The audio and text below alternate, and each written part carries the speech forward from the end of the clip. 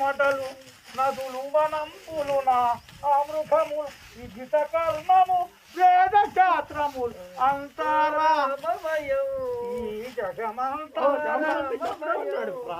అవు గదా హనుమంతుడు, సుగ్రీవుడు, జాంబవంతుడు, అంగదుడు వానర వీరులంతా పొలంలో వరి కోతలకు వస్తున్నారు కదా.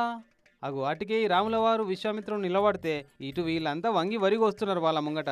నదులు వనంపులు నా అమృతములు విజిత కర్ణము వేద శాస్త్రములు ఈ పాటికే సగం సమజ్ కావచ్చు ఈ క్యారెక్టర్ల వెనుక కాన్సెప్ట్ ఏందో. రాములవారి కళ్యాణానికి కోటి తలంబ్రాల కోసం కోతకొచ్చిన వరి పట్టకు వస్తున్నారు వీళ్ళు.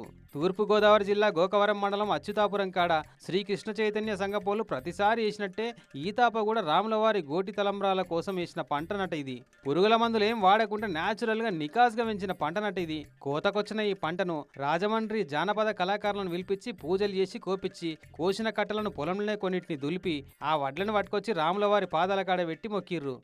శ్రీరామ అని ఇట రాసి రోజుడిగా ఇదిగో సమర్పించాము నీ పాదాలకు శరణం సహస్రనామ తత్తుల్యం రామనామం వరాననే.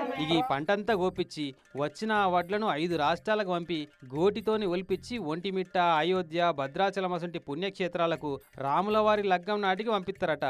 ఈ యొక్క కలియుగంలో మన అచ్యుతాపురంలో మరి చక్కగా ఈ ఎకరంలో చక్కగా కోతలు కోసి విత్తనాలు నాటి పంటను పండించి అవి భక్తులకు ఇచ్చి కోటి తలంబరాలు కొలిచి రాముల వారి కళ్యాణానికి సమర్పిస్తున్నాం. ఇట్లా యేసుడు ఇది 14వ సారట.